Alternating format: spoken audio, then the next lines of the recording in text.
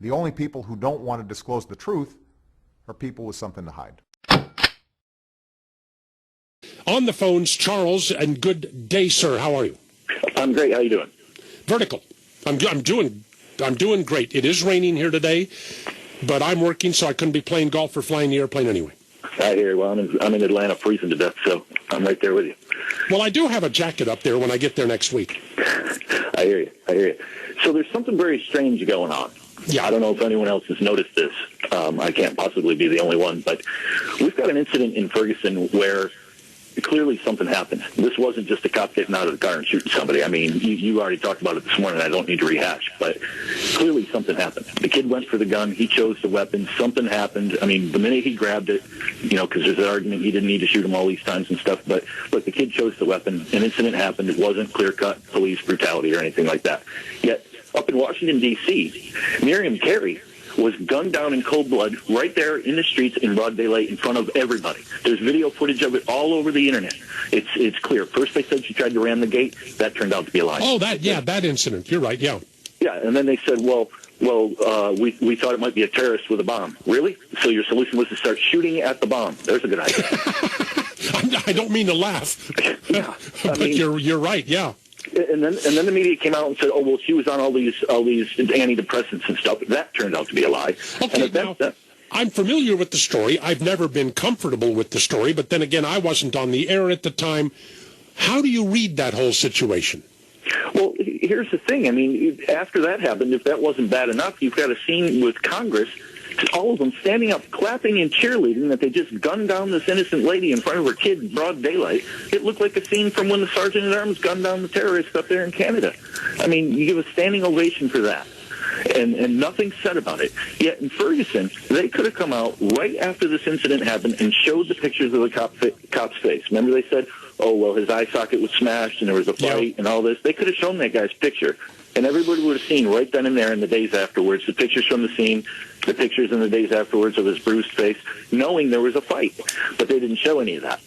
Yet in D.C., you've got... Well, and it was the same thing with Zimmerman, too. They didn't show his injuries right off the bat either. Right. So this is my point. Why are we rioting and destroying Ferguson? Shouldn't we move the venue to D.C. where there was a legitimate police shooting for no reason? Gunning down an unarmed lady right in front of her kid? I mean, why are we trashing Ferguson? Maybe we should move it out to D.C. where something really happened. But the elites don't want that. They want to trash Ferguson because this is a scheduled media event. That's why it was declared an emergency ahead of time. Why would you declare Ferguson, Missouri in a state of emergency the day before, a couple days before? This is a scheduled event. It's a big distraction. Well, I mean, the shooting of Michael Brown wasn't a scheduled event. No, but the riot that they're preparing for. Yeah, well, the riot. Yeah, I mean, on the daytimers or whatever it is for much of the nation's media for this particular week. Well, what are we going to be covering this week? Well, this week we're going to be covering the riots in Ferguson, Missouri. You're right. It's like it's all been scheduled, and the benefit, perhaps for the benefit of the media. So why though? Why do we need the big distraction? What are they trying to not report? Well, I don't. Sheriff Joe and the cold case posse's investigation that proved the fake president just 3 years ago. Well, just off the top of my head, of course, whatever happens in Ferguson will come at a very convenient time. I'm not in any way suggesting that he brought this about, but it will come at a convenient time for Barack Obama, right in the middle of this Gruber thing.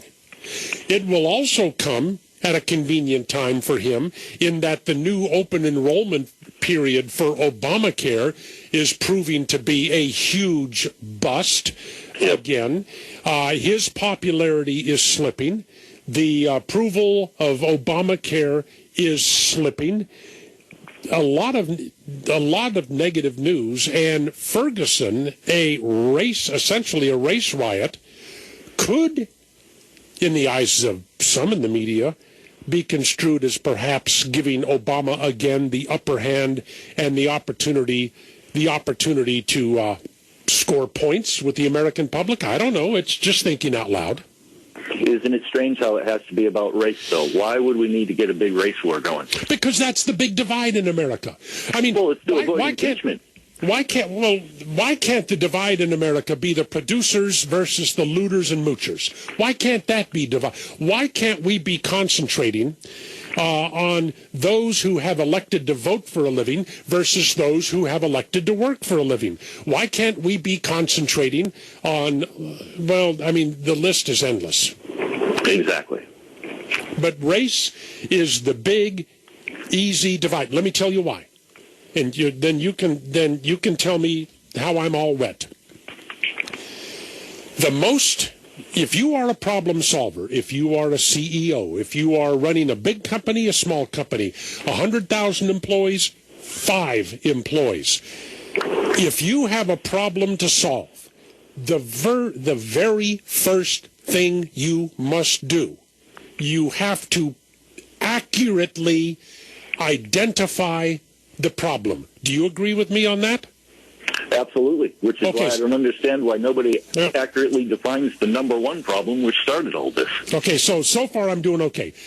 You have to define the problem. If you don't have any chance of solving it. Now, there are 3 elements to race relations. There is prejudice, there is bigotry, and there is racism. These are 3 distinct and different elements.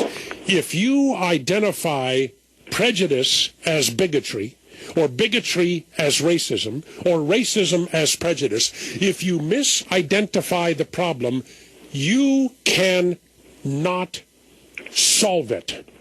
And that is, we need to be concentrating in this country on properly identifying the nature of the racial divide in this country. And if Americans and the media and white folks and black folks and Asian folks and Hispanic folks and Inuits and all, if they understood that the problem we are dealing with in this country is really bigotry, it is really prejudice, and if we address these problems on that basis, we would go a long way towards solving them. But as long as we address it all on the basis of, it's racism, we'll never solve the problem, and that's why we continue to have situations like Ferguson. Now, how off base do you think I was with that? No, I think you're exactly right. I mean, I think the number one problem that we have right now is you see this whole mess with Obamacare and Gruber and this big fraud that they pulled off. What's his name? Michael Massey put up a great article on it on WND today. But that wasn't the first scam. The first scam was the forged documents and the stolen Social Security number, and nobody will talk about it. Nobody will talk about Sheriff Bill and the cold case posse. Why? When it comes to Obama, and you talk about identity and this, that, and the other thing. It's true, though. I know. Well, I don't know that it's true, but I will say this: years ago, when I was actually doing a daily show, I wasn't that interested in the questions about whether or not Barack Obama was an actual citizen, whether or not he enrolled at Occidental as a foreign student, whether or not he's used several Social Security numbers, and the one he's using now is actually... I wasn't that interested. But now that we have discovered, now that we know, fact, that Obama is a pathological liar, exactly. that Obama will do anything that he thinks he can get away with to obtain and preserve power. Now that we know this, it does cause me to go back to all of these former questions and say, you know what? Maybe these people that I kind of wrote off as nutcases, maybe they had a point. Well, all I can tell you is Sheriff Joe and Mike Zullo with the cold case posse have this guy dead to rights, and if we don't do about it something soon, it's going to get ugly. This guy's got the nuclear codes, man. What else has he done that we don't know? Well, he's weakened America. That was his design from the beginning. Now, and I'm telling you, folks, right now, and call me a truther or whatever you want, the evidence is plain. The evidence is so clear. Barack Obama is a pathological liar. He will say anything. I mean, he's done it this week. You know, about Gruber, he wasn't part of our team. A couple of years ago, Gruber, what an essential part of our team. I would have a real tough time right now if somebody walked up to me and said, Bortz, you have to decide whether or not you think Barack Obama is a citizen of the United States, legally. And if you guess wrong, you're going to be punished. I seriously, at this point, don't know which way I would go on that. Which way I would go. And why is it? It is years of Columbia University. Why is it that we can't find more than 2 people who knew Obama when he attended Columbia? Okay, I'm just thinking out loud. I don't get a chance to do that all that much. You know, usually with me it's swing thoughts. Swing thoughts. Remember, inside to out, stay down. So now I'm having to do something other than swing thoughts, and I'll do a few more of them when we get back. It's Neil Bortz substituting, filling in, substitute teacher for Herman Cain. The only people who don't want to disclose the truth are people with something to hide.